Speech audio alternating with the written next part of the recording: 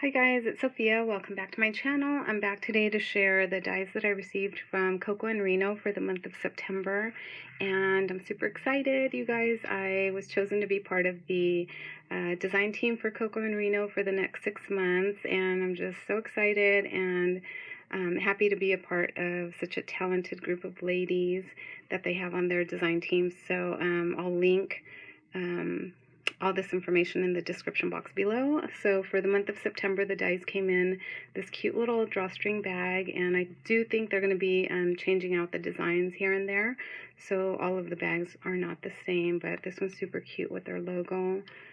So that's how the dies came packaged, and for the month of September it is a Halloween set, and I'll just go through the dies that you get in the set. You get this cute little frame here that has a cute little crow up here and a little spider, and I just think it's a really good size, cute little size.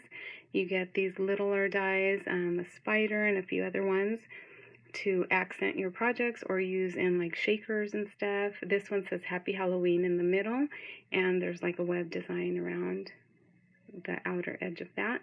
So that one's really cute. You get this one here that spells out the word Halloween, and you do have to cut it out twice because there's only one A and one L. So, but that's, not that hard to do. So that one's cute. And then this really cute one, a little sugar skull girl. And I've seen some really cute projects using this one already, little shakers and things. So I thought this one was really fun and cute. And you get a set of 4 little banner pieces. You get this one here with like a little floral design. This one that has the sugar skull as well. You've got this one that's just kind of plain, so you can accent it or use it as a base, or super cute. And this one that has a little cactus on it.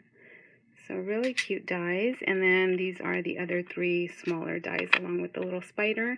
You get the moon, half moon, and you get a little ghost and a bat shape. So you get quite a few dies, you guys, in the set.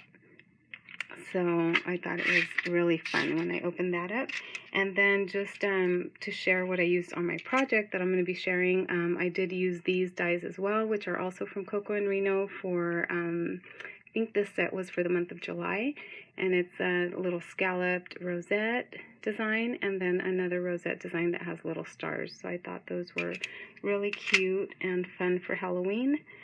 So there's that, and then I did cut a few out that I didn't end up using, so I wanted to share.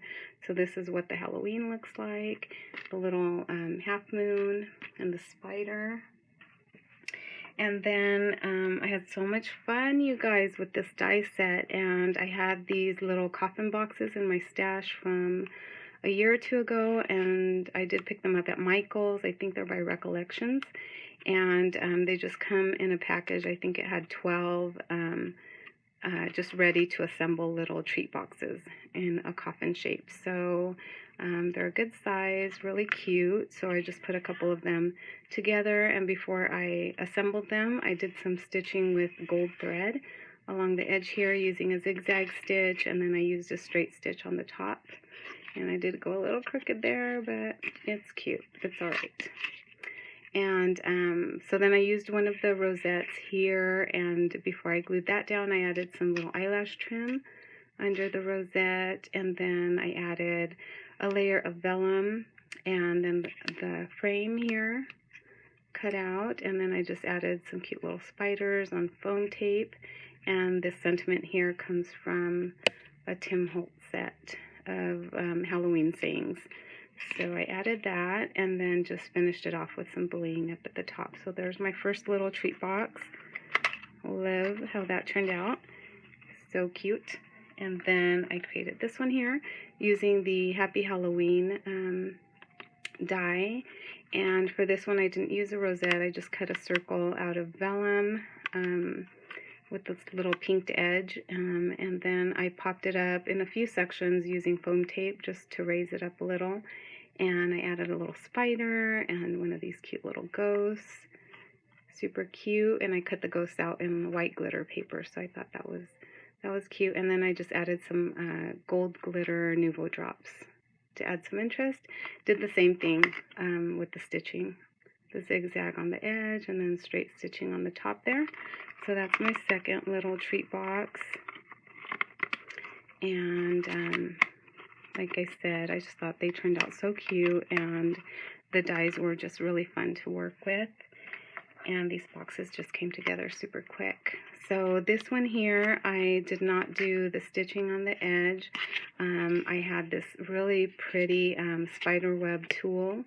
I think I picked it up at one of the dollar stores last year. So I just cut a piece to fit over the top of the little coffin shape, and I stitched it along the edges onto the box. And I added one of these little rosettes with the star design, and I did cut that out of vellum. And then I added just some little messy little gold string around the bottom here, just to give it a little something. And then I added the sugar skull die cut on top. So this one's super cute. I just like the way it looked with the gold and then the white glitter paper. And then I didn't layer the paper because I did add a layer underneath so that these would all stay put. So I forgot to layer the black paper underneath the eyes, so I just used my black Nuvo drops or Nuvo dots and, you know, added that in there in the eyes. And then another little sticker sentiment from the same Tim Holtz stickers that I have in my stash, and a gold or coppery little bat at the bottom there. So those are my little Halloween coffin-shaped treat boxes. So I hope you enjoyed taking a look at these, you guys, and I'll link all the information for Coco and Reno in the description box below, so you can check them out if you like. And thank you for stopping by, watching my videos, and for all of your support. Please subscribe, like, and comment. I do appreciate it. So I'll see you in the next video, guys. Bye.